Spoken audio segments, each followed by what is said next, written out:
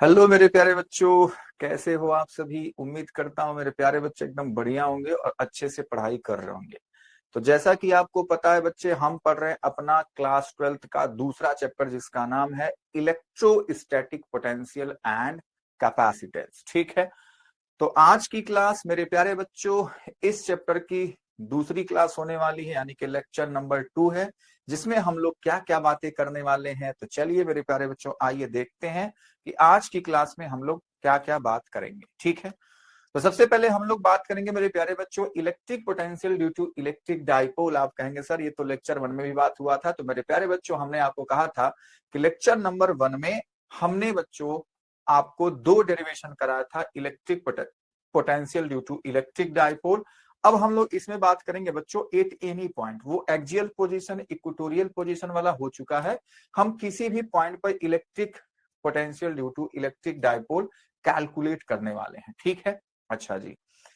फिर उसके बाद मेरे प्यारे बच्चों बात होगी इक्विपोटेंशियल सरफेस की। फिर हम लोग बात करेंगे relation between electric potential and electric field के बारे में। ठीक है। उसके बाद की चीजें धीरे धीरे आगे बढ़ती जाएंगी। तो मेरे प्यारे बच्चों आज की क्लास में हम लोग मेनली इन सब कॉन्सेप्ट के बारे में अच्छे से डिटेल में सीखने वाले हैं। तो चलिए स्टार्ट करते हैं मेरे प्यारे बच्चों। आज की क्लास का पहला डेरिवेशन आपके सामने रहा electric potential due to electric dipole. ठीक है। और हम लोग क्या करेंगे एट एनी पॉइंट, है ना बच्चे। चलो ये फिगर आपको साफ साफ नजर आ रहा है। आप कहेंगे सर कैसे बनाएंगे, तो आ जाओ मेरे प्यारे बच्चों को हम लोग फिगर बनाना सिखाते हैं। सबसे पहले मेरे प्यारे बच्चों को एक बनाना है इलेक्ट्रिक डाइपोल। ठीक है। थोड़ा सा सर तिरछा लग रहा है ये, तो इसको सीधा बनाते हैं बच्चों। ठीक है। ये हमारे पास एक इलेक्ट्रिक डाइपोल है -q, और ये रहा +q। ठीक है। ये इसका मिड पॉइंट है। इसकी लेंथ मेरे प्यारे बच्चों 2l है ना, या 2a है। तो देख लेता हूं ऊपर क्या है, 2a है। ठीक है। तो यहाँ पे 2a लिख दो। जो वहां पे जैसा फिगर है वैसे ही बनाएंगे। आपको पता है कि लेंथ को 2l या 2a कुछ भी ले सकता हूं। तो मेरे प्यारे बच्चों ये लेंथ हो जाएगी a, ये लेंथ हो जाएगी a। समझ पाए बात को? हाँ जी। अब मेरे प्यारे बच्चों जो पॉइंट्स है वो ना तो बच्चे इसके एक्सियल पोजीशन पे है और ना ही इसके इक्वेटोरियल पोजीशन पे। ठीक है। वो जो पॉइंट्स हमको लेना है वो मेरे प्यारे बच्चों कहीं पे लेंगे। तो मान लिया मेरे प्यारे बच्चों कि वो जो पॉइंट्स है ना तो एक्सियल पोजीशन पे है ना ही इक्वेटोरियल पोजीशन पे है। वो कहाँ है? मान लो यहाँ पर है। ठीक है। मान लिया। अब अपन को क्या करना है, सबसे पहले दोनों पॉइंट से मतलब दोनों इलेक्ट्रिक चार्ज से हमको इस पॉइंट P को बच्चे ऐसे मिला देना होता है। ठीक बात है। हम लोग क्या करेंगे, इसके मिड पॉइंट से भी इसको ऐसे मिलाएंगे। आप मिला लिए सर। चलो इसको डॉट डॉट बना दो, क्योंकि हमने अपने लिए इसको बच्चे ऐसे मिलाया था। बोलो हाँ या ना। आप कहेंगे हाँ सर, सही बात है, बन गया फिगर, बहुत सही। मेरे प्यारे बच्चों ध्यान से देखना। मान लो ये एंगल थीटा बना रहा है। मान लिया ये एंगल थीटा बना रहा है। इसका मतलब क्या हुआ, मान लो मेरे प्यारे बच्चों इसका कोऑर्डिनेट हमने मान लिया थीटा कामा आर मान सकते हैं। ठीक है। यानी कि यहां से इसका डिस्टेंस आर है और ये थीटा एंगल बना रहा है। मेरे प्यारे बच्चों ये इसका पोलर कोऑर्डिनेट हमने लिख दिया। ठीक बात है। आप नहीं लिखोगे तब भी कोई दिक्कत वाली बात नहीं है कि मान लिया हमने ये थीटा एंगल बना रहा है, यहां से हमारे पास डिस्टेंस क्या है बच्चों, डिस्टेंस है हमारे पास आर। बात समझ में आई? आई सर। अब मेरे प्यारे बच्चों ध्यान से चीजों को देखना है आपको। क्या देखो ऊपर सा फिगर बना हुआ वैसे ही बन गया ना? आप कहेंगे हाँ सर। ठीक है। तो अब मेरे प्यारे बच्चों हम लोग क्या करने वाले हैं, हम लोग कुछ यहाँ पे काम करेंगे। काम ये करेंगे कि मान लिया इस इलेक्ट्रिक डाइपोल का मैं नाम देता हूं ए बी। ठीक है। ये डिस्टेंस R1 मान लो, ये डिस्टेंस R2 मान लो। ठीक है। अब मेरे प्यारे बच्चों जो ये R1 R2 है वही तो हमको कैलकुलेट करना है, लेकिन यहाँ पे कंडीशन क्या है, in terms of small r हमको कैलकुलेट करना है। ठीक है। तो उसके लिए मेरे प्यारे बच्चों हम क्या करेंगे, हम करेंगे कि +q से इस पर एक परपेंडिकुलर ड्रॉ करेंगे। ठीक है। +q से हमने क्या किया, इस वाले लाइन पर एक परपेंडिकुलर ड्रॉ किया, ठीक है। तो वहां पे जो पॉइंट उसको काट रहा है उसका नाम क्या है, तो इसका नाम है डी। क्या नाम है बच्चों, डी। तो चलो मैं इसका नाम दे दिया डी। क्या नाम दिया बच्चों, डी नाम दे दिया, ठीक है। उसी तरीके से हमने क्या किया, इस वाली लाइन को थोड़ा सा ऐसे एक्सटेंड किया और इस लाइन पर भी मेरे प्यारे बच्चों हम क्या करेंगे, हम पॉइंट ए से इस पर एक परपेंडिकुलर ड्रॉ कर देंगे।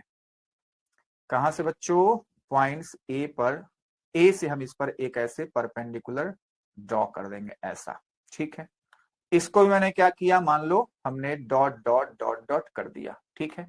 और इसका नाम मैं कह देता हूं कि सी है, ठीक बात। अब ऐसा क्यों किया जा रहा है, अब मैं आपको समझा देता हूं।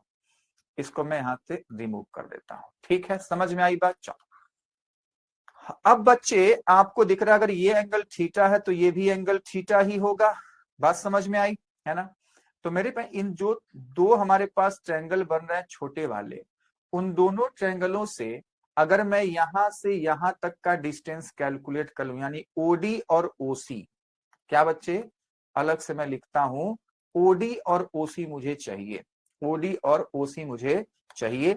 तो हमारा काम हो जाएगा, जो हम R1 लिखना चाहते हैं। अच्छा R1 है कितना, R1 है मेरे प्यारे बच्चों AP के बराबर। अच्छा अगर AP को आप इन टर्म्स ऑफ R लिखना चाह रहे हैं तो क्या मैं इसको मेरे प्यारे बच्चों CO प्लस OP लिख दूं तो कोई दिक्कत है, आप कहेंगे नहीं, CO प्लस OP। अब CO कितना है वही हमको चाहिए, C से O तक की डिस्टेंस, ठीक है बच्चों। तो इस वाले ट्रायंगल में हम लोग बात करते हैं और इस ट्रायंगल में हमने देखा कि हमको मेरे प्यारे बच्चों CO चाहिए, ठीक है। तो ये थीटा है, थीटा के सामने बच्चों क्या होता है, परपेंडिकुलर। तो ये हो जाएगा हमारे पास हाइपोटेनस, ये हो जाएगा बेस, हमको बेस चाहिए। तो हमको पता है क्या, ए, यानी कि हाइपोटेनस हमको पता है, बेस चाहिए। तो बेस और हाइपोटेनस किसमें आता है, आप कहेंगे सर कॉस थीटा लगा लो ना। तो होता क्या बच्चों, बेस बाई हाइपोटेनस, यानी कि CO by OA, CO by OA। अच्छा मेरे प्यारे बच्चों CO है कितना हमको नहीं पता, OA कितना है बच्चों, A है। तो यानी कि क्या मैं लिख सकता हूं ना, CO is equals to A cos theta, आप कहेंगे हाँ सर। तो बस मेरे प्यारे बच्चों CO हो गया A cos थीटा और OP हमने कितना मान रखा था, R मान रखा था। क्या इतनी बात मेरे प्यारे बच्चों को समझ में आई कि नहीं आई, आ गई। उसी प्रकार से मेरे प्यारे बच्चों हमको R2 चाहिए। R2 क्या होता है, R2 है सर BP के बराबर। अच्छा BP क्या है, तो B से P है मेरे प्यारे बच्चों, ये DP है, क्या है, DP है ना। अरे बता, ये BP किसके बराबर है, तो क्या मैं कह दूं OP माइनस DP, ऐसे कह लो OP माइनस DP, ठीक है ना, समझ पा रहे हो, OP माइनस DP। अच्छा OP क्या है, नीचे ही लिख देता हूं, OP क्या है, OP आप कहेंगे सर R है, तो ये तो R हो गया। हमको DP कैलकुलेट करना है, यहां से यहां तक, D से P तक। तो मेरे पास इस ट्रायंगल में, इस छोटे से ट्रायंगल में आप अगर देख पा रहे हो तो आपको दिख रहा है यहां भी कॉस थीटा हम लगाएंगे और इसके लिए कॉस थीटा हो जाएगा ये बेस, ये हाइपोटेनस। तो यानी कि OD हमको ज्ञात करना है, तो OD बाई OB। तो मेरे पास OD भी हमारे पास क्या आ जाएगा, A cos थीटा के बराबर, ठीक है। दिख रहा है, क्या दिख रहा है बच्चों, A cos थीटा के बराबर, तो ये हो जाएगा A cos थीटा, बस। तो R1 हो गया A, मतलब R plus A cos theta, और R2 दिख रहा है आपको R minus A cos theta. कहानी खत्म, बाकी सारी चीजें जैसे हम लोग कर रहे थे वैसे ही करने वाले हैं, ठीक है। तो अब बारी बारी से, अभी तक हमने क्या किया, अभी तक मेरे प्यारे बच्चों हमने -4 से और +4 से पॉइंट P के डिस्टेंस को देखा, ठीक है। तो चलो अब हम पोटेंशियल लिखने जा रहे हैं।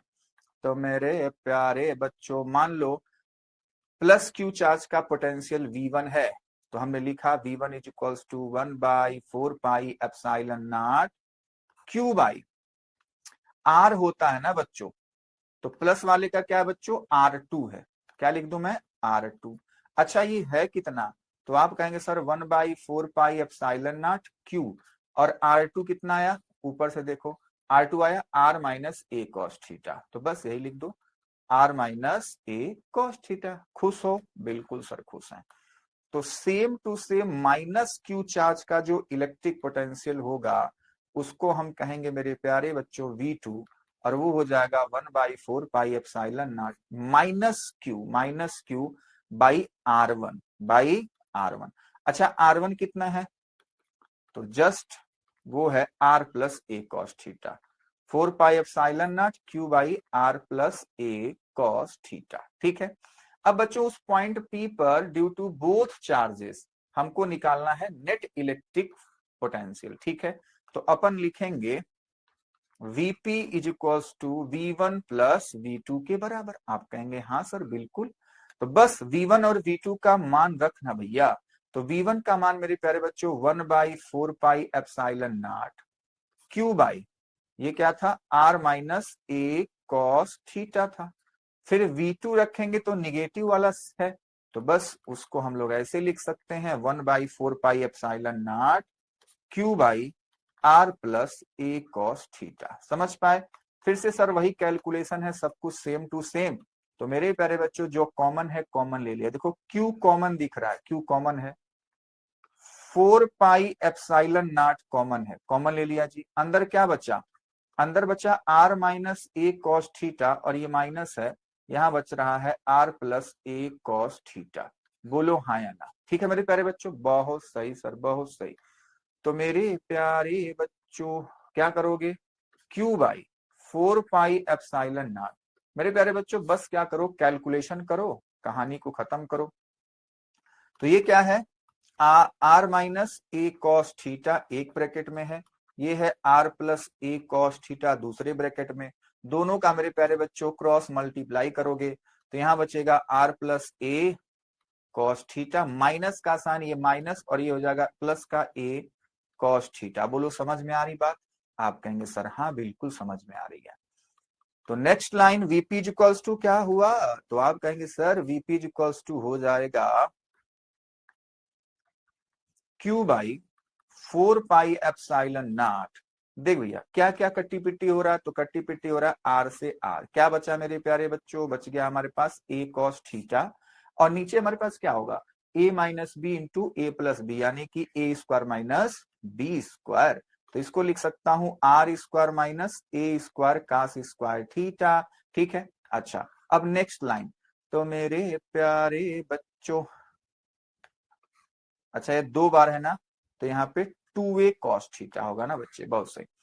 अब आपको दिख रहा होगा कि नेक्स्ट लाइन हम लोग क्या करने वाले हैं, तो हम लोग करेंगे 1/4 पाई एप्सिलॉन नॉट को अलग, q इंटू 2a को अलग और cos थीटा को भी अलग कर देंगे और यहाँ पे हो जाएगा R square minus a square cos square theta.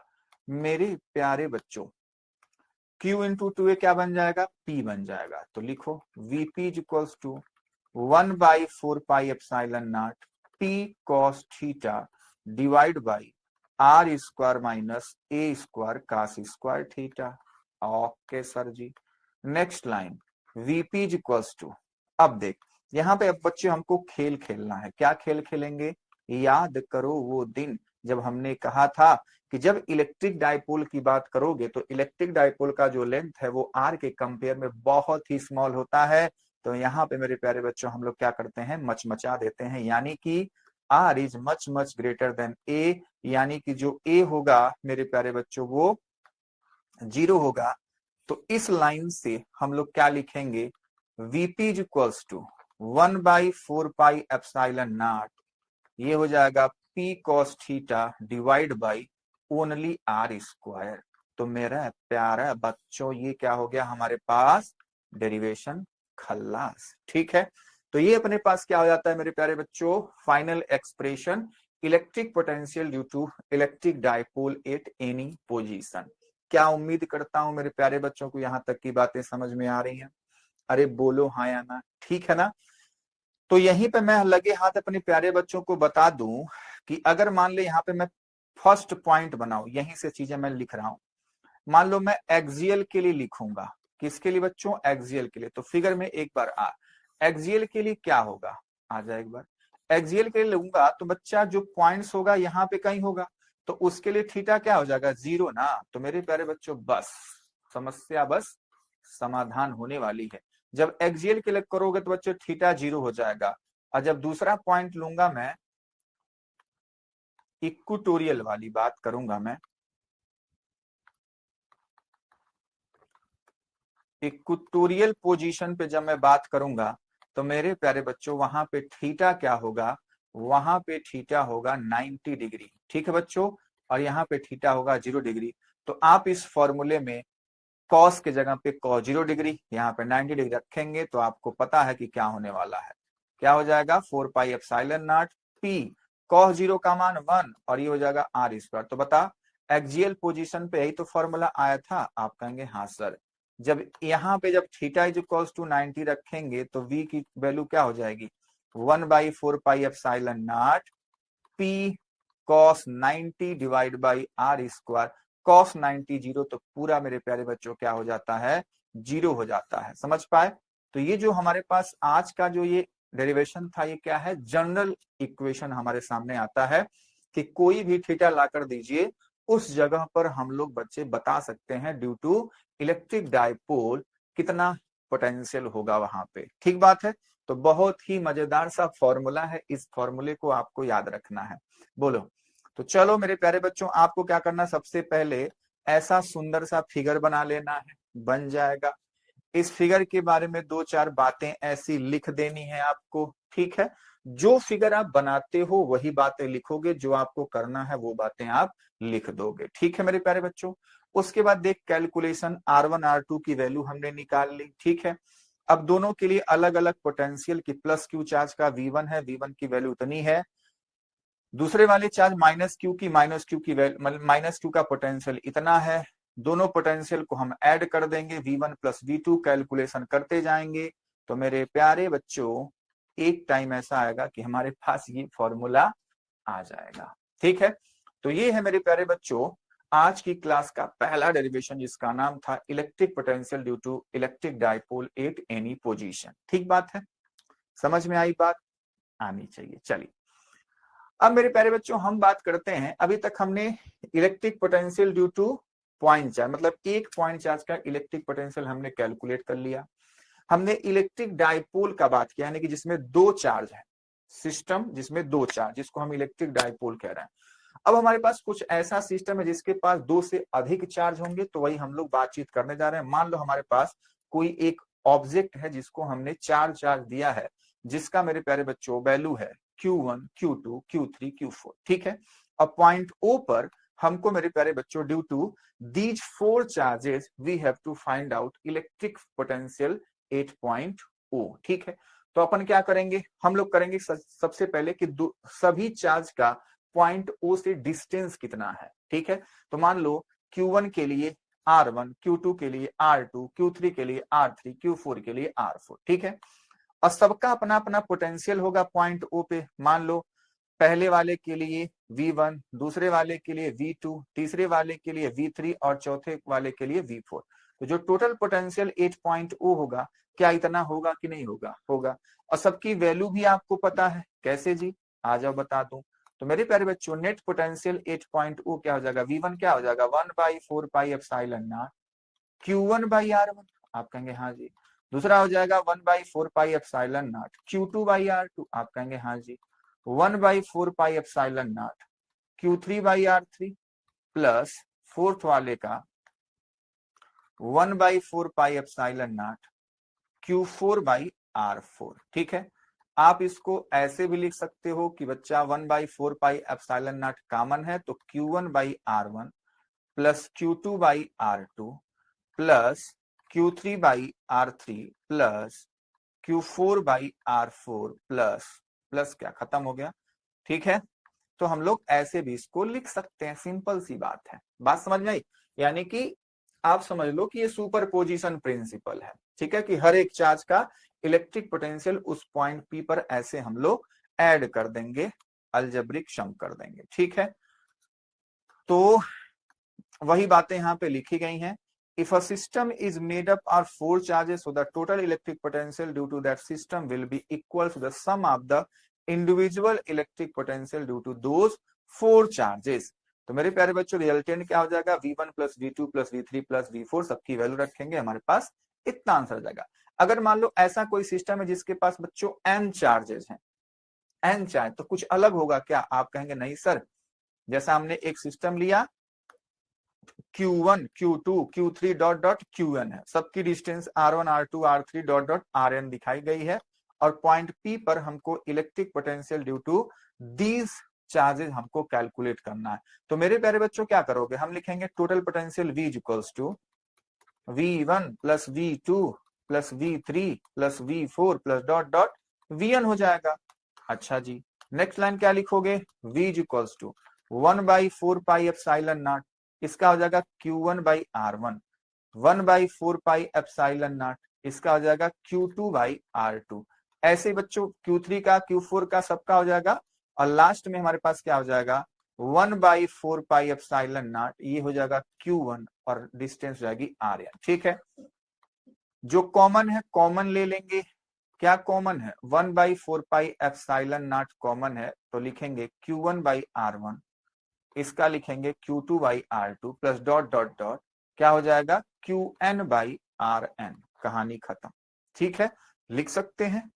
तो मेरे प्यारे बच्चों ये n चार्जेस का क्या है इलेक्ट्रिक पोटेंशियल, सारी बातें वही यहाँ पे लिखी गई हैं और ये हमारे पास एक्सप्रेशन था। ठीक है, बात समझ में आई। तो ये जो हमने सीखा इसका मतलब क्या है, इसका मतलब है मेरे प्यारे बच्चों देखो मैं बता देता हूं कि कैसे आप इस चीज को करते। जैसे मान लो हमारे पास एक क्वेश्चन है, मान लिया एक क्वेश्चन मैं दे रहा हूं आपको कि हमारे पास एक ऐसा रेक्टेंगल है, ठीक है, तो यहाँ मान लो प्लस क्यू चार्ज है, यहाँ पे माइनस क्यू चार्ज है, यहाँ पे मान लो प्लस क्यू चार्ज है, यहाँ पे स्मॉल माइनस क्यू चार्ज है। ठीक है, ये मान लो इसका पॉइंट है सेंटर O, है ना। तो मान लो आपसे पूछा है कि पोटेंशियल 8 पॉइंट O आप कैलकुलेट करिए। ठीक है, और इस रेक्टेंगल का बच्चों ये ए दे दिया, मान लो रेक्टेंगल नहीं स्क्वायर है, मान लो सब कुछ ए दे दिया कुछ है, तो आपको वही करना है, सबका अलग अलग इलेक्ट्रिक पोटेंशियल कैलकुलेट करके हमको सम अप कर देना है, बस सिंपल सी बात है। बात समझ में आई। ठीक है, तो आप इस क्वेश्चन को घर पे कर लेंगे और मुझे बताएंगे कमेंट में कि क्या आंसर आपका आने वाला है। बात समझ में आई, भूलना नहीं है। चलो अगला कॉन्सेप्ट मेरे प्यारे बच्चों है समविभव पृष्ठ यानी कि इक्विपोटेंशियल सरफेस। अब ये क्या होता है जी, तो ये मेरे प्यारे बच्चों एक ऐसा सरफेस, ठीक है, जहां पे पोटेंशियल की वैल्यू क्या होनी चाहिए, हर एक पॉइंट पे सेम होनी चाहिए, उसको हम कहेंगे इक्विपोटेंशियल सरफेस। ठीक है, an equipotential surface is a surface with constant value of potential at all points on the surface। ठीक है, उस सरफेस के हर एक पॉइंट पे इलेक्ट्रिक पोटेंशियल की वैल्यू सेम होगी। एग्जांपल के तौर पे मान लो हमारे पास एक पॉइंट चार्ज है, ठीक है बच्चों, और ये जो एरो है सब क्या है बच्चों, इलेक्ट्रिक फील्ड लाइंस है। तो जो इलेक्ट्रिक पोटेंशियल इक्विपोटेंशियल सरफेस जो होगा पॉइंट चार्ज का मेरे प्यारे बच्चों, ये जो डॉटेड लाइन है ना, ये बच्चों क्या है इक्विपोटेंशियल सरफेस। और ये कैसे हैं, तो ये मेरे प्यारे बच्चों है स्फेरिकल, क्या है बच्चों, स्फेरिकल इक्विपोटेंशियल सरफेस होते हैं, याद रखना है। Equipotential surface due two point charge क्या होते हैं, स्फेरिकल, ये कोई सर्कल नहीं है, ये स्फेयर है। ठीक है, अब मान लो बाहर वाले स्फेयर पे हमने दो पॉइंट्स लिए, पॉइंट्स ए और पॉइंट बी। ठीक है, तो दोनों का बच्चे पोटेंशियल क्या है, सेम है, potential 8A is equals to potential 8B। इसका मतलब यहीं से क्वेश्चन बनता है, अगर मान लो कोई चार्ज है, कोई चार्ज है Q, ठीक है, उस चार्ज को पॉइंट ए से पॉइंट बी तक हमको ले जाना है, तो बताओ कितना वर्क डन हुआ। ठीक है, तो मेरे प्यारे बच्चों हमने कह दिया कि पॉइंट ए और पॉइंट बी का पोटेंशियल क्या है, सेम है, यानी कि आप कहोगे कि डेल्टा V 0 हो जाएगा। जब डेल्टा V 0 हो जाएगा तो W equals to Q into delta V होगा, तो W equals to Q delta V 0 है, तो मेरे प्यारे बच्चों वर्क डन क्या हो जाएगा, 0। ये बातें हमने बच्चों उसके पॉइंट्स टू रिमेंबर वाले में लेक्चर 1 में हमने ये बातें की थी। ठीक है, कि सेम पोटेंशियल वाले जो सरफेस होते हैं जिसको हम इक्विपोटेंशियल सरफेस कहेंगे, उस पर बच्चों एक पॉइंट से दूसरे पॉइंट पर जब किसी चार्ज को ले जाएंगे तो वर्क डन क्या होता है, 0 होता है। बात समझ में आई कि नहीं आई, आई।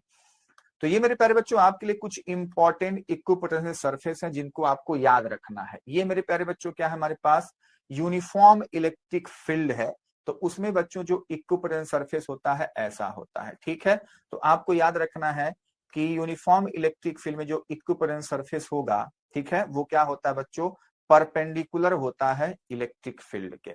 ठीक है, इलेक्ट्रिक फील्ड के परपेंडिकुलर हमेशा, equipotential surface always perpendicular to electric field. ठीक है बच्चों, चलो तो मेरे प्यारे बच्चों, ये रहा हमारे पास पॉइंट चार्ज के इक्विपोटेंट सरफेस, ये रहा हमारे पास इलेक्ट्रिक डाइपोल के इक्विपोटेंट सरफेस, ये रहा हमारे पास दो अगर सिमिलर चार्ज हैं जो कि पॉजिटिव चार्ज हैं, उनका इक्विपोटेंट सरफेस ऐसे बनता है। तो ये कुछ बातें हैं जो कि आप अपने दिमाग में रखेंगे कि किसका इलेक्ट्रिक पोटेंशियल सरफेस कैसा होता है। ठीक है, चलो तो कुछ बातें हैं इक्विपोटेंट सरफेस में जो कि आपको याद रखने हैं। तो क्या याद रखना है बच्चों, पहली line, two equipotential surface can never intersect. फिर से वही बात, जैसे हमारे पास इलेक्ट्रिक फील्ड लाइंस इंटरसेक्ट नहीं कर पाती थी, मतलब नहीं करती हैं, वैसे ही टू इक्विपोटेंट सरफेस भी इंटरसेक्ट नहीं करेंगे। ठीक बात, चलो अगला, the electric field is always perpendicular to an equipotential surface. ठीक है, जो भी हमने बातें कही, ये दोनों बातें बहुत ही इंपॉर्टेंट है। अगली बात, for a point charge the equipotential surface is a concentric spherical shell. हमने कहा ना कि जब पॉइंट चार्ज होगा तो उसका जो इक्विपोटेंट सरफेस होगा वो कैसा होगा, स्फेरिकल होता है। The direction of equipotential surface is from high potential to low potential. ठीक है, ये इक्विपोटेंट सरफेस का डायरेक्शन होता है। अगला, no work has to be done to move a charge from one point to another on an equipotential surface. जब हमने इक्विपोटेंट surface का आपको डिफिनीशन बताया तो इसमें ये जो चार्ज ए बी वाला लिया ना, तो वही चीजें यहाँ पे आपके सामने लिख दी गई हैं जिसको आप याद रखेंगे। ठीक है, अब मेरे प्यारे बच्चों, हमको अगला जो डेरिवेशन है बहुत ही प्यारा सा, और आप याद रखो कि हमने इलेक्ट्रिक फील्ड का एक और यूनिट आपको बताया था जिसको कहा था वोल्ट पर मीटर, और यहाँ पे फॉर्मूला एक लिखा था, वहां पे कुछ याद करो वो दिन कि minus dV by d r, एक फॉर्मूला हमने लिखा था, याद आया इलेक्ट्रिक फील्ड का जब हमने एक और यूनिट आपको बताया था। तो ठीक है, तो उसी फॉर्मूले का डेरिवेशन अब हम लोग करने जा रहे हैं। बात समझ में आई? चलो सर स्टार्ट करते हैं। डेरिवेशन क्या है, relation between electric potential and electric field. तो अपन को क्या करना है, हमको मेरे प्यारे बच्चों दो इक्विपोटेंशियल सरफेस लेना है। ठीक है, एक सरफेस ए है, एक सरफेस बी है। ये दोनों सरफेस क्या है, इक्विपोटेंशियल सरफेस है। ए वाले पर पोटेंशियल वी वी वी है और दूसरे वाले पर potential V plus d V है। बात समझ में आई? अच्छा, तो मेरे प्यारे बच्चों हमको क्या करना है, दूसरे वाले सरफेस पे एक पॉइंट पी है जिस पर मेरे प्यारे बच्चों हमने एक चार्ज लिया है क्यू नॉट, जिसको हम टेस्ट चार्ज कहते हैं। ठीक है, और पॉइंट पी इक्विपोटेंट सरफेस के पॉइंट ए से मेरे प्यारे बच्चों क्या है, एकदम परपेंडिकुलर है, और डिस्टेंस क्या है मेरे प्यारे बच्चों, स्मॉल आर है। इलेक्ट्रिक फील्ड का डायरेक्शन आपको शो किया गया है। ठीक है, अगर दोनों इक्विपोटेंट सरफेस के बीच में पोटेंशियल डिफरेंस आप निकालेंगे तो हमारे लिए क्या है, पोटेंशियल डिफरेंस है माइनस का dV, V minus V plus dV का। ठीक है, अच्छा तो मेरे प्यारे बच्चों हमको क्या करना है, relation between electric field and electric potential calculate करना है। तो सबसे पहले आपको ये फिगर बनाना होता है, फिगर बना लेंगे एकदम साफ सुथरा, हाँ सर बना लेंगे। ठीक है, तो मेरे प्यारे बच्चों एक इक्विपोटेंशियल सरफेस से दूसरे इक्विपोटेंशियल सरफेस पर इसी टेस्ट चार्ज को ले जाने में कितना वर्क डन करना पड़ेगा, हम वहीं से चीजों को स्टार्ट करते हैं। तो सबसे पहले फिगर बना लिया, ये फिगर बन गया जी। इसी फिगर के बारे में सारी बातें यहाँ पे लिख दी गई हैं। क्या लिखा गया है एक बार आप पढ़ लीजिए। Let there be a two equipotential surface A and B whose potential are V and V plus dV respectively. Let there be a point P on surface B whose perpendicular distance from surface A is dr. ठीक है, अच्छा जी। And against the electric field, the unit positive test charge जो कि Q naught है is moved from surface B to surface A along this perpendicular line. ठीक है बच्चों, यहाँ पे हमारे पास पॉइंट P है, इस टेस्ट चार्ज को हम इसी लाइन के अलोंग सरफेस A पर लाना चाहते हैं। बात समझ में आई? तो हमको वर्क डन करना पड़ेगा। तो work done in this process dw equals to क्या हो जाएगा, F इंटू डी आर हो जाएगा। ठीक है, F की वैल्यू क्या है, अगर इलेक्ट्रिक फील्ड में ये मान लो इलेक्ट्रिक फील्ड है। इलेक्ट्रिक फील्ड में अगर कोई चार्ज क्यू नॉट है तो इस पे जो बच्चे फोर्स अप्लाई होता है क्यू इंटू ई होता है, तो यहाँ पे क्यू नॉट इंटू ई हो जाएगा। तो वही चीजें यहाँ पे मेरे प्यारे बच्चों हमने लिख दी है। बात समझ में आई यहां तक की बातें? और डीआर के जगह पे तो डीआर है ही, कोई दिक्कत वाली बात यहाँ पे नहीं होनी चाहिए। अच्छा, तो अब मेरे प्यारे बच्चों, क्या यहां तक की कोई बात मतलब आपको ऐसी है जो नहीं समझ में आई? आप कहेंगे नहीं सर। ठीक है, तो यहाँ की बात हम कुछ बातें अपने प्यारे बच्चों को करके दिखा देता हूं, जिससे कि आपको कोई दिक्कत समस्या ना हो। देख, तो हमारे पास डी डब्ल्यू आ गया Q not E into D R. ठीक है, हाँ सर, बिल्कुल सर। तो मेरे प्यारे बच्चों, इस क्यू नॉट को ना मैं डी डब्ल्यू के पास लाना चाहता हूँ, किसको? क्योंकि इसको इसी से प्यार मोहब्बत है। तो हमारे पास क्यू नॉट आ गया, इधर बच गया ई इंटू डी आर। बात समझ में आई? अच्छा बता, डिफिनीशन से D W by Q not को क्या मैं डीवी लिख दूं? आप कहेंगे बिल्कुल, क्योंकि we know that V is equals to W by Q naught होता है। अरे बोलो हाँ या ना? तो हमने इसको डीवी लिख दिया, डब्ल्यू बाई, अरे यार ऐसे लिख लो, ठीक है। अच्छा, इसको डीवी ना लिख करके मेरे प्यारे बच्चों क्या मैं डेल्टा वी लिख दूं तो कोई दिक्कत हो जाएगा? आप कहेंगे नहीं, इसको आप ऐसे भी लिख सकते हैं। और इस इक्विपोटेंट सरफेस का जो डेल्टा वी है वो है कितना? वो है बच्चे माइनस का डीवी, इसलिए मैंने डीवी नहीं लिखा था। ठीक है, डेल्टा वी क्यों लिखा? क्योंकि हमको डीवी यहाँ पे बाद में लिखना है। तो मेरे प्यारे बच्चों, ये हो जाएगा हमारे पास डीवी और ये हो जाएगा ई इंटू डी आर। ये क्यों हुआ है? क्योंकि हमने देखा दोनों पोटेंशियल इक्विपोटेंट सरफेस का जो पोटेंशियल डिफरेंस है वो क्या है मेरे प्यारे बच्चों? डीवी है, माइनस का डीवी है। ठीक है, तो इस बात को लिखने की जरूरत तो है नहीं, है ना?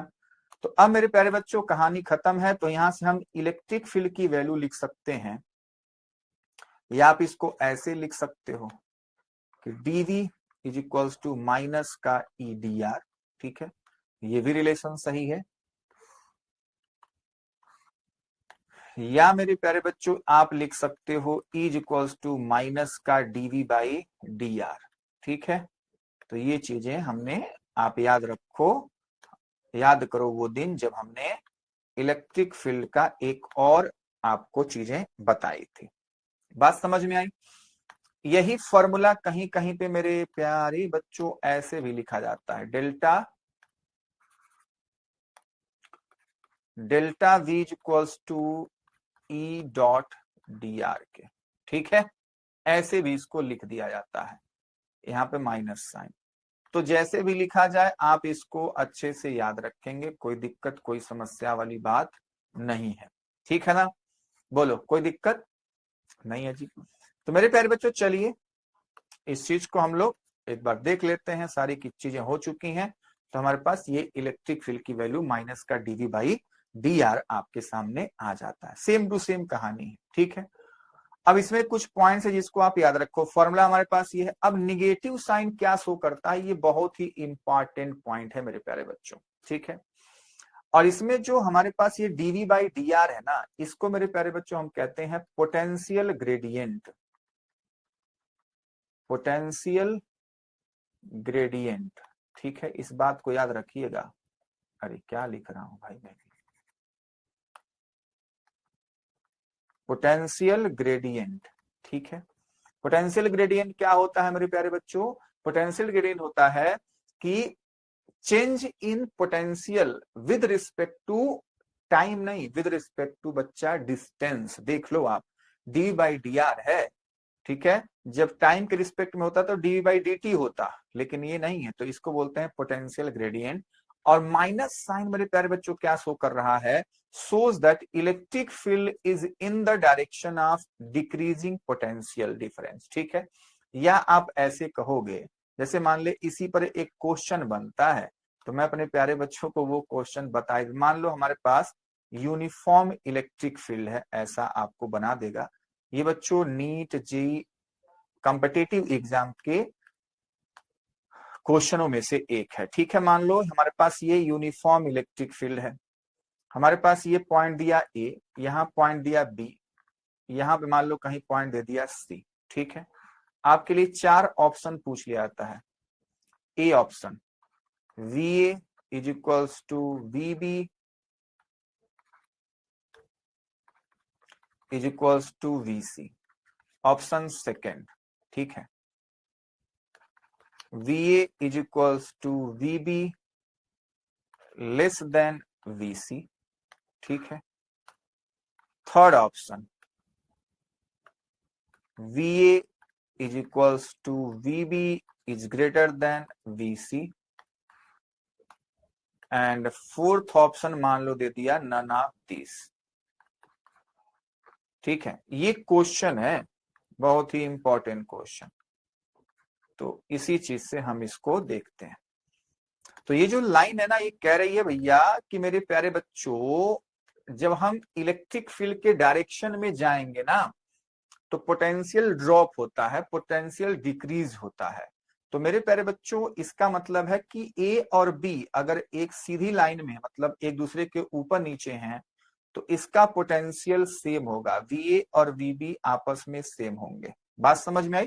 क्योंकि हमने अभी देखा था कि यूनिफॉर्म इलेक्ट्रिक फील्ड में इक्विपोटेंशियल सरफेस ऐसे होता है बच्चों, एकदम पूरा परपेंडिकुलर, ठीक है ना। अच्छा, अब सी की बात करोगे तो ये दूर है, तो ये क्या होगा मेरे प्यारे बच्चों, ये दोनों इससे ज्यादा होंगे VC से। तो इसका ऑप्शन कौन सा है बच्चों? 3 वाला ऑप्शन सही है। बात समझ में आई? तो ये बच्चा बहुत ही इंपॉर्टेंट कॉन्सेप्ट है, तो इसको आप जरूर सीखेंगे। आप ऐसे इसको याद रखेंगे कि इलेक्ट्रिक फील्ड के डायरेक्शन में पोटेंशियल ड्रॉप होता है, ठीक है, पोटेंशियल डिक्रीज होता है। चलिए, जब हमारे पास इलेक्ट्रिक फील्ड मेरे प्यारे बच्चों कांस्टेंट रहेगी, तो हम इस फॉर्मूले को ऐसा भी यूज करेंगे, और ऐसा ही फॉर्मूला हम लोग सीखेंगे आगे चल के, जब हम कैपेसिटेंस सीखेंगे इसी फॉर्मूले में, तो उसको मैं लिखूंगा ऐसे V/D। वहां पे क्या होगा, दो हमारे पास प्लेट्स होंगी, उनके बीच का गैप, बीच का डिस्टेंस होगा स्मॉल d, तो वहां पे relation between electric field and electric potential हम लोग ये यूज करेंगे।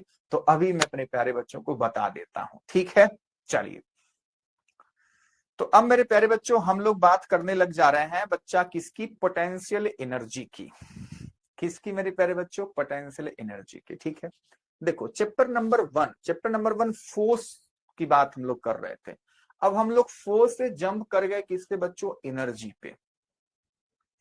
फोर्स से किस पे जंप कर गए मेरे प्यारे बच्चों? एनर्जी पे हम लोग जंप कर रहे हैं, ठीक है। अच्छा जी, तो मेरे प्यारे बच्चों हम पहले सीखने जा रहे हैं potential energy of a system of charges, ठीक है। सबसे पहले हम 2 चार्ज की बात कर रहे हैं, उसके बाद ढेर सारे चार्ज की हम लोग बातचीत यहाँ पे करने वाले हैं, ठीक बात है। अच्छा, तो बता, ध्यान से समझियो, ध्यान से। मान लो एक हमारे पास जगह है, मान लो हमारे पास एक जगह है बच्चा, उस जगह का नाम है इनफाइनाइट, ठीक है। और वहां पे बच्चों ये चार्जेस सारे हैं Q1 Q2। अभी हमने एक सिस्टम बनाया XY, उस सिस्टम के पास केवल 2 चार्जेस हैं Q1 और Q2, ठीक है।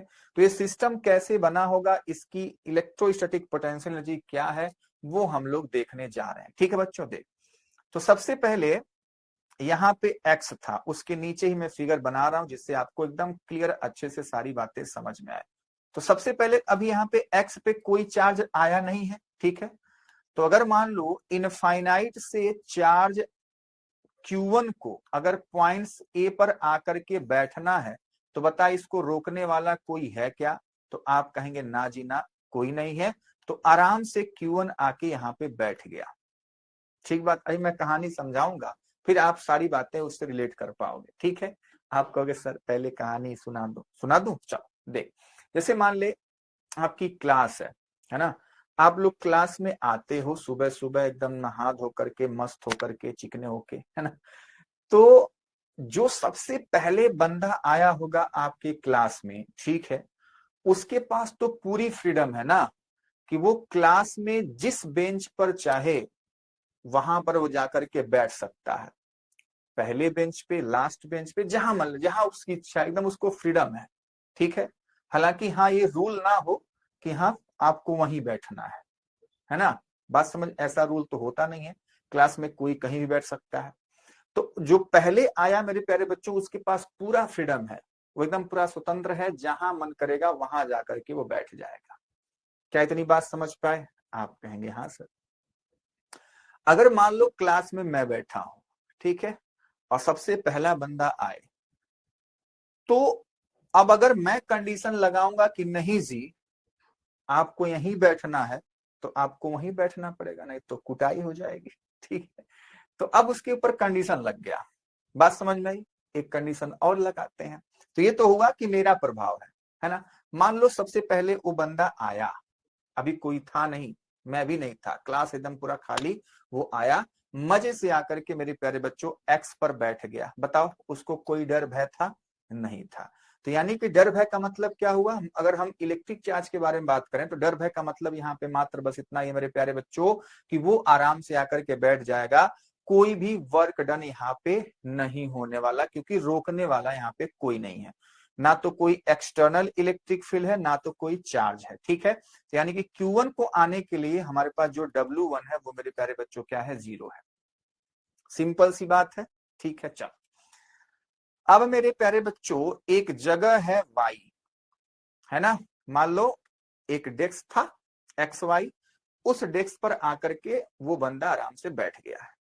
अब जब दूसरा बंदा क्लास में आया, ठीक है, तो भी मान लो अगर उसी डेस्क पर बैठना चाहता है जिस पर वो पहला वाला बैठा हुआ है Q1, ठीक है, तो अब Q1 मेरे प्यारे बच्चों वो चाहता है कि ना बैठे। सब लोग चाहते हैं ना कि हम लोग फैल के बैठे आराम से क्लास में, एकदम एक डेस्क पे मैं अकेला ही बैठूंगा, कोई नहीं मेरे आसपास नहीं बैठेगा। ठीक है, तो वही हालचाल Q1 के साथ भी है। जब मान लो आप पहले आकर के बैठ गए, जब दूसरा बंदा आता है तो आप उसको बैठना नहीं देना चाहते, है ना। आप उसको बैठने नहीं देना चाहते, तो आप अपनी पूरी ताकत लगाओगे, उससे गुस्सा हो जाओगे, हो सकता है ढिसुम ढिसुम भी हो जाए, है ना। लेकिन मेरे प्यारे बच्चों अगर वो आपसे ताकतवर है ना, अगर उसको कहीं और से भी ताकत मिल रही है और वो आपसे ताकतवर है, तो जबरदस्ती वो आपके बगल में बैठ जाएगा, है ना। तो वही कहानी है मेरे प्यारे बच्चों Q2 की। ठीक है, तो यहाँ पे जब Q2 आएगा तो मेरे प्यारे बच्चों Q1 अपना प्रभाव दिखाएगा। Q1 क्या प्रभाव दिखाएगा? क्योंकि Q1 का यहाँ पॉइंट Y पे एक पोटेंशियल होगा, जिसको मेरे प्यारे बच्चों हम मान लो V कह देते हैं, और V की वैल्यू क्या होगी? 1/4 pi epsilon not Q1 by, अगर डिस्टेंस R है तो R हो जाएगी। इतनी बात समझ पाए, है ना।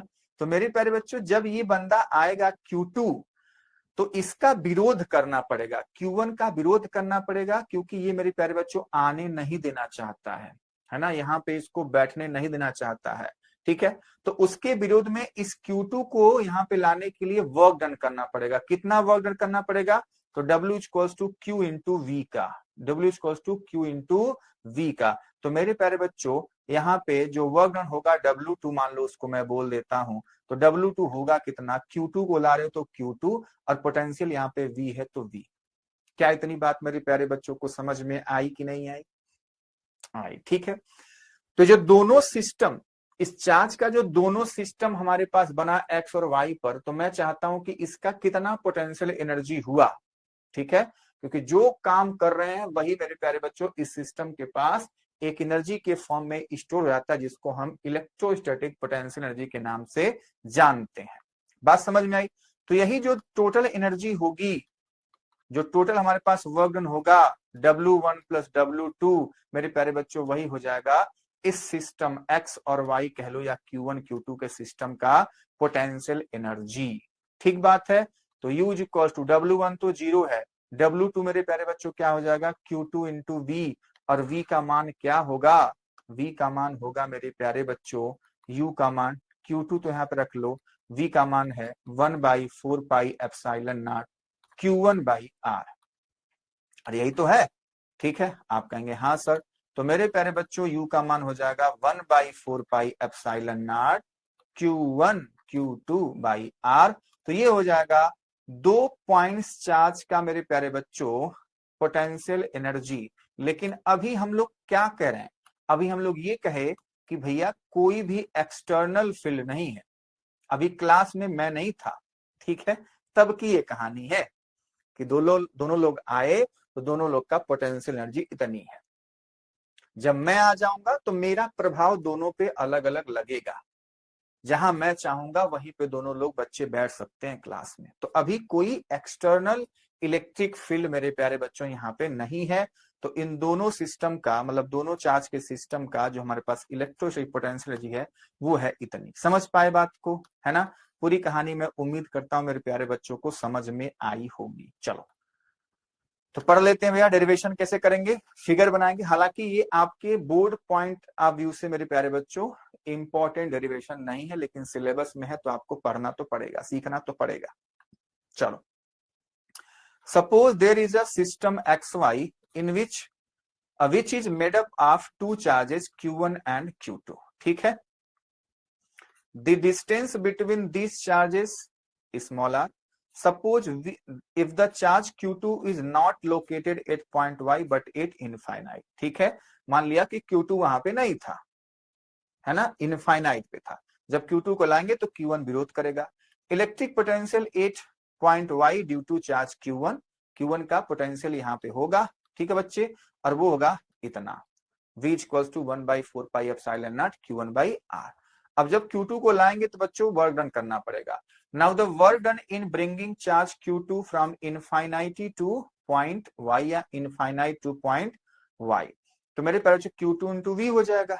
Q2 हमको पता है, V की वैल्यू हमको पता है 1/4 पाई एप्सिलॉन नॉट Q1/R, तो हमने वैल्यू रख दी। तो हमारे पास इतना वर्क डन आ गया। ठीक है, इतना वर्क डन करना पड़ेगा। अब यही वर्क डन मेरे प्यारे बच्चों पोटेंशियल एनर्जी के फॉर्म में स्टोर हो जाता है। This work is stored in the system as potential energy U, तो U इक्वल्स टू क्या हो जाएगा 1/4 pi epsilon not Q1 Q2/R के। याद रखोगे? सारी कहानी मैंने वहां पे साफ साफ आपको समझा दी। उसके बाद यहाँ पे आपको नोट्स के तौर पे मेरे प्यारे बच्चों ये साफ साफ सारी चीजें मिल जाएंगी। ठीक है, यही तो खास बात है आपको फिलो के साथ। ठीक है मेरे प्यारे बच्चों, चलिए अब मान लो मेरे प्यारे बच्चों हमारे पास 3 चार्ज के सिस्टम है। अभी हमने 2 चार्ज का सिस्टम देखा था, तो आपको पहले से पता है कि भैया W1 को यहाँ पे लाने के लिए कोई वर्क डन नहीं करना पड़ा। ठीक है, दूसरे वाले का आपको पता लग गया। ठीक है, W2 पता है ना, तो W2 चलो मैं यहीं पे लिख देता हूं नीचे ही W2। ठीक है बच्चे, वही कहानी है। अब हम 3 चार्ज की बात कर रहे हैं। अभी भी एक्सटर्नल इलेक्ट्रिक फील्ड नहीं है, मतलब क्लास में अभी भी मैं नहीं हूं। 2 बंदे आकर के बैठ चुके थे, अब तीसरा आ रहा। जब तीसरा आ रहा तो दोनों विरोध करेंगे। पहले Q1 आ गया, वो मौज से आया, जहां मन किया वहां बैठ गया। अब Q2 आया, मान लो उसी बेंच पर बैठना चाहता है, तो Q1 वाला उसका विरोध किया, यानी वर्क डन करना पड़ेगा, मारपीट करके उसको बैठना पड़ेगा। ठीक है, नहीं तो Q1 बैठने नहीं देता। तो मारपीट करके बैठ गया, दोनों में मित्रता हो गई है Q1 और Q2 में।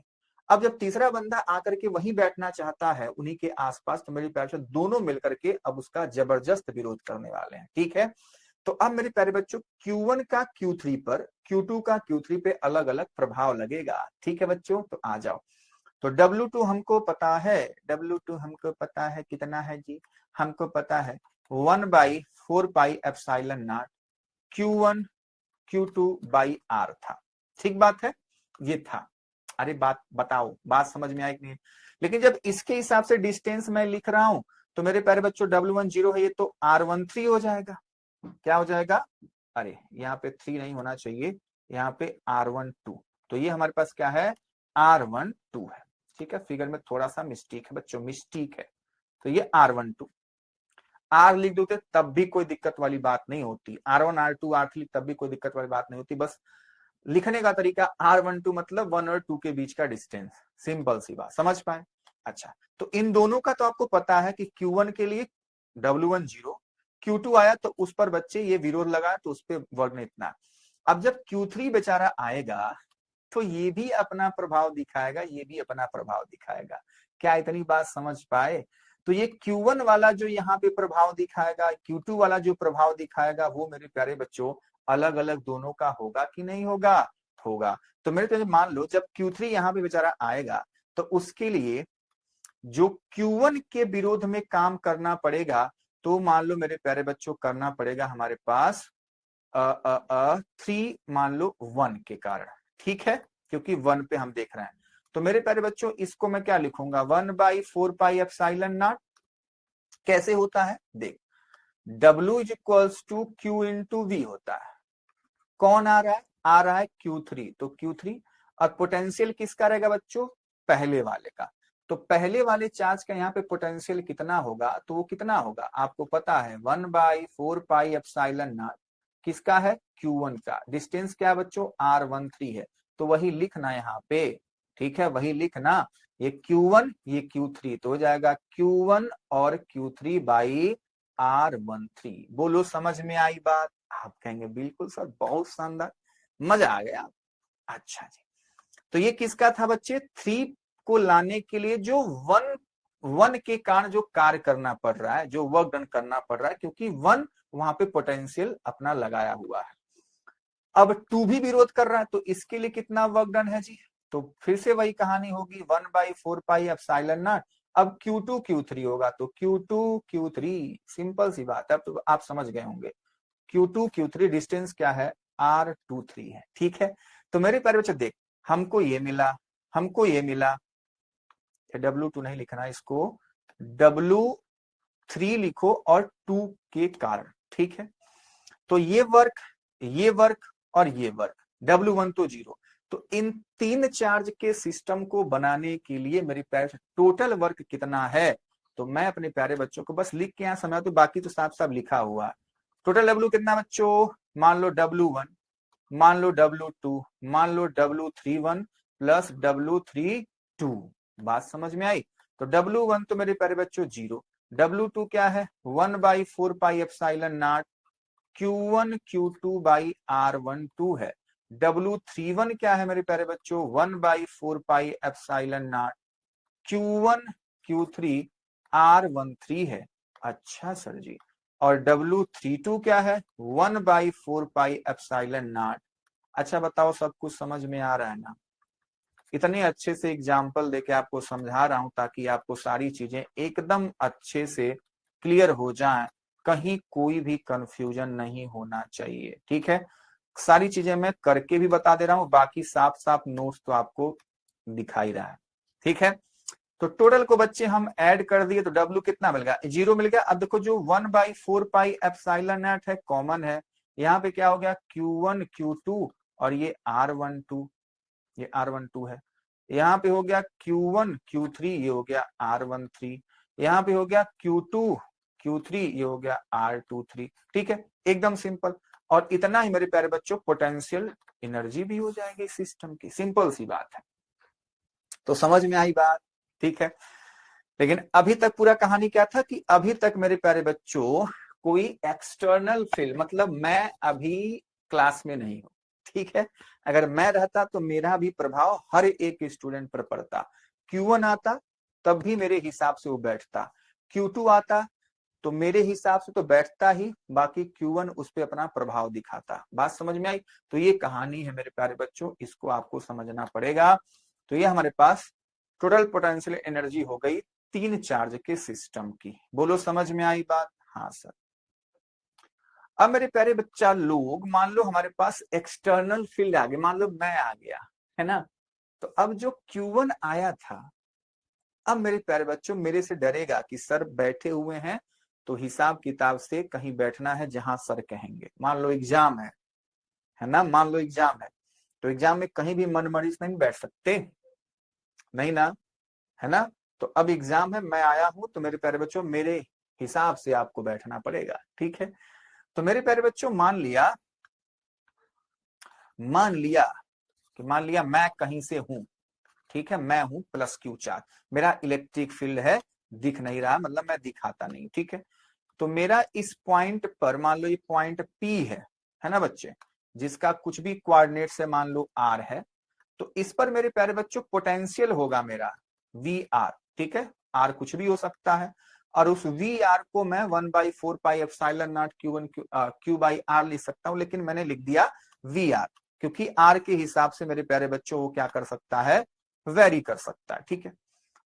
अब यहाँ पे मेरे प्यारे बच्चों कोई जगह है इनफाइनाइट, यहाँ पे है इनफाइनाइट, मान लो कोई चार्ज है Q, इस चार्ज Q को अगर इनफाइनाइट से मेरे प्यारे बच्चों यहाँ पे लेके आके घुटुच बिठाना है, तो मेरे प्यारे बच्चों अब क्या होगा, पहले क्या था, कोई नहीं था, मैं नहीं था, तब तो आराम से आया जहां मन लगा वहां बैठ, लेकिन अब मैं हूं तो मेरे हिसाब से उसको बैठना पड़ेगा, यानी कि मैं भी इस पे प्रभाव दिखाऊंगा। तो यानी कि मेरे प्यारे बच्चों अब अकेला Q1 या Q को आने के लिए भी यहां बैठने के लिए जो W है वो 0 नहीं होगा। अब W का जो मान होगा वो होगा, W आ रहा तो W मतलब Q आ रहा तो Q इंटू V, यानी कि जो R डिस्टेंस पे V होगा उस पर मेरे प्यारे बच्चों वर्क डन करना पड़ेगा। ठीक है, तो यही पोटेंशियल एनर्जी के भी इक्वल हो जाएगा, लेकिन केवल सिंगल चार्ज का भी मैंने बात किया कि Q into V R. V R क्या है बच्चों, किसी भी R डिस्टेंस पे जहां भी आप रिफरेंस फ्रेम से बात कर रहे हो वहां का पोटेंशियल, समझ पाए, वो R का मल्टीप्लाई नहीं है, वो Q इंटू वी ही है, लेकिन V क्या बच्चों हमने फंक्शन ऑफ R लिया हुआ है ना। चलो, तो वही बातें हैं, आइए पढ़ लीजिए, बहुत आसान है, बहुत आसान है। The work done in bringing a charge Q from infinite to a point P in external field W is equals to Q into V. This work is stored in the form of potential energy in charge Q. बात समझ में आई? हाँ sir. If R is the position vector of point P, वही मैं बता रहा हूं, relative to some origin, मान लो कहीं से रेफरेंस पॉइंट से हम लोग किसी पॉइंट P को देख रहे हैं जिसका पोजिशन वेक्टर R है, the potential energy at R of a charge Q in an external field is this, U is equals to Q V R, जहां पे वी आर के बारे में बताया गया, इधर external potential at point R, वो पॉइंट आर कहां से मेजर किया जा रहा है, रेफरेंस पॉइंट से, कहीं से भी। ठीक है, तो इस बात को आपको मेरे प्यारे बच्चों याद करना पड़ेगा। अगर मान लो दो चार्ज है ना, अब मान लो Q आया, अब मैं Q1 Q2 कहूंगा, ठीक है, Q1 आया तो मेरा प्रभाव उस पर लगा, समझ पाए। अब मतलब मैं अंतर्यामी हूं, मैं वहां पे दिख नहीं रहा, या मैं मान लो पीछे बैठा हूं, तो Q1 आया तो मेरे हिसाब से बैठ गया। अब Q2 आएगा तो Q1 तो उसका बच्चे अपोज करेगा ही, लेकिन मैं भी कर रहा हूं कि तुमको कहां बैठना है, तो एक एक्स्ट्रा टर्म मेरा आएगा, सिंपल सी बात है। जो अभी तक कहानी हो रही थी तो वो तो होगी ही, ये सब लोग आपस में अपना लड़ेंगे भिड़ेंगे, लेकिन अब मैं एक एक्स्ट्रा भी आ गया जिस पर सभी पर मेरा भी प्रभाव पड़ रहा है। ठीक है, तो मान लो अगर हम दो चार्ज की बात कर रहे हैं, if two charges Q1 and Q2 are present at R1 and R2 respectively, मान लो कोई भी पॉइंट है बच्चा, यहाँ पे मान लो कोई पॉइंट है P और यहाँ पे बच्चों R1 में लिख दिया, सॉरी एक पॉइंट से P, ठीक है, जहां पे पोटेंशियल है VR1, बात समझ में। एक मेरे प्यारे बच्चों पॉइंट है Q जहां पे मान लो पोटेंशियल है VR2, ठीक है, तो मेरे प्यारे बच्चों पोटेंशियल अलग अलग होगा क्योंकि R1 R2 अलग है, सिंपल सी बात है। तो अगर यहाँ पे कोई चार्ज Q1 बैठा हुआ है, ठीक है, तो सबसे पहले Q1 को आने के लिए हमने फोर्स अप्लाई किया, Q मतलब जो वर्क डन हुआ Q इंटू वी R1 हो गया। अब जब Q2 आएगा तो इन दोनों का तो लग ही रहा है, लेकिन मेरा भी एक्स्ट्रा लग रहा है, सिंपल सी बात वही है, एक्स्ट्रा टर्म आ जाएगा जो मेरा वाला है। तो then the work done against the external field to bring Q1 is this one, Q1 V into R1, ठीक है बच्चों, जो एक्सटर्नल फील्ड मैंने लगाया। Work done against the external field Q2 in bringing the charge Q2 is this, ठीक है, ये Q2 पे एक्सटर्नल फील्ड मतलब मेरा वाला है, लेकिन अब Q1 भी तो लगाएगा, Q1 भी तो लगा रहा है, ठीक है, जैसे समझो, जल्दी से समझ लो।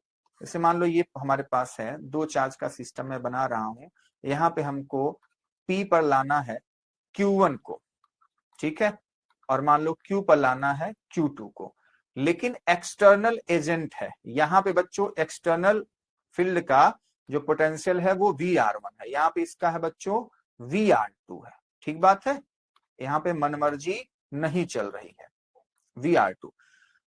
अब इन दोनों का तो यहाँ पे लगेगा, लेकिन ये वाला इस पे एक्स्ट्रा लगाएगा ना, क्योंकि ये पहले आके बैठ गया था, तो वही मेरे प्यारे बच्चों ये Q2 पर लगा रहा है, 1/4 pi epsilon Q1 Q2 by R12, और सबका मेरे प्यारे बच्चों क्या हो जाएगा, जुड़ जाएगा, तो हमारे पास फाइनल जो इलेक्ट्रोस्टैटिक पोटेंशियल एनर्जी है वो कितनी आ जाएगी, इतनी आ जाएगी मेरे प्यारे बच्चों। क्या इतनी बात मेरे प्यारे बच्चों को समझ में आया? तो ये एक्स्ट्रा टर्म आ रहा है बस, ठीक है, समझ में आया। हालांकि ये भी क्या है बच्चों, इंपॉर्टेंट डेरिवेशन नहीं है। तो मेरे प्यारे बच्चों को उम्मीद करता हूं सारी बातें अच्छे से समझ में आई होंगी। तो मेरे प्यारे बच्चों आज की क्लास में इतना ही, ठीक है। तो अगर किसी भी कॉन्सेप्ट से रिलेटेड आपको कोई भी क्वेरी हो तो मेरे प्यारे बच्चों हमारे फिलो एप्लीकेशन को डाउनलोड कर लीजिए और हमारे ट्विटर से अपनी सभी समस्याओं का समाधान पा लीजिए। मेरे प्यारे बच्चों अगर ये वीडियो आपको पसंद आई हो तो लाइक, सब्सक्राइब और मेरे प्यारे बच्चों अपने दोस्तों के साथ शेयर करना बिल्कुल ना भूलें। तो मेरे प्यारे बच्चों इसी के साथ मिलते हैं हम लोग नेक्स्ट वीडियो में। तब तक के लिए मेरे प्यारे बच्चों बाय बाय, टेक केयर, मस्त रहिए और स्वस्थ रहिए।